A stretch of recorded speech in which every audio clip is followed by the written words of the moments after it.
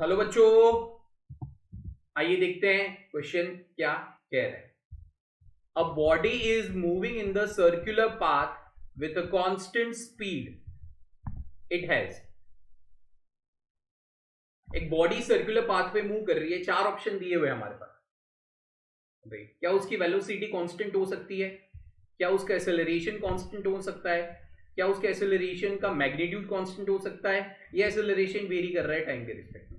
तो यहां पे अगर क्वेश्चन की अप्रोच लगेगी, राइट, तो वो क्वेश्चन की अप्रोच होगी यूनिफॉर्म सर्कुलर मोशन पे।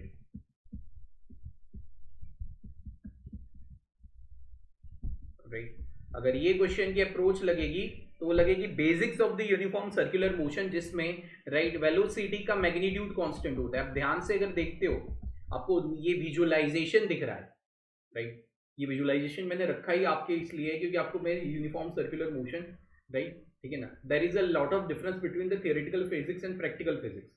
जब हम थियरीज पढ़ते हैं तो बहुत सारे assumptions लेते हैं, प्रैक्टिकल लाइफ में वो वैलिडिटी नहीं रहती। मोशन अंडर ग्रेविटी आपने पढ़ा होगा, एयर एब्सेंट।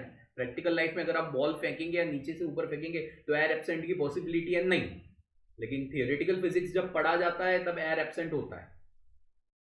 तो इसी तरीके से मैंने आपके सामने एग्जांपल, अब देख रहे हैं आदमी किस तरीके से पूरा पाथ सर्कुलर करके, राइट, वो नीचे आ रहा है।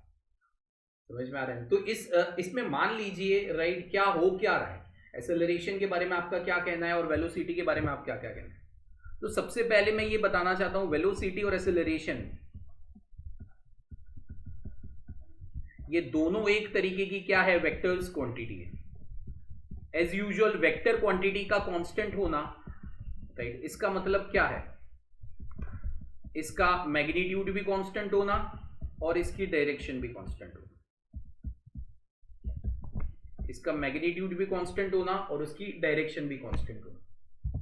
समझ में आ रहा है ना। लेकिन यहां पे अगर आप सर्कुलर मोशन परफॉर्म करते हो, मान लीजिए ये ट्रेजेक्टरी है, ये पार्टिकल है, अगर वो सर्कुलर मोशन परफॉर्म कर रहा है, राइट, तो वेलोसिटी की जो डायरेक्शन है ना, राइट, वो तो कंटिन्यूअसली चेंज हो रही है।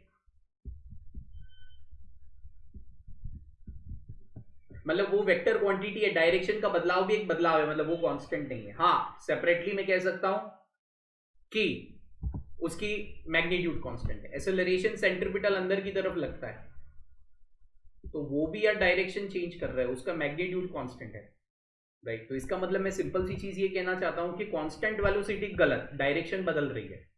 कांस्टेंट एक्सेलरेशन वो भी गलत, वेक्टर क्वांटिटी है, डायरेक्शन बदल रही है।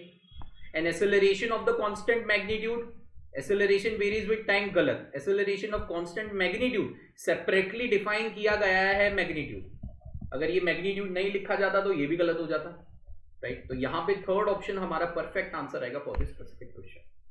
Hope so you all understand this बच्चा जी। Thank you and all the best.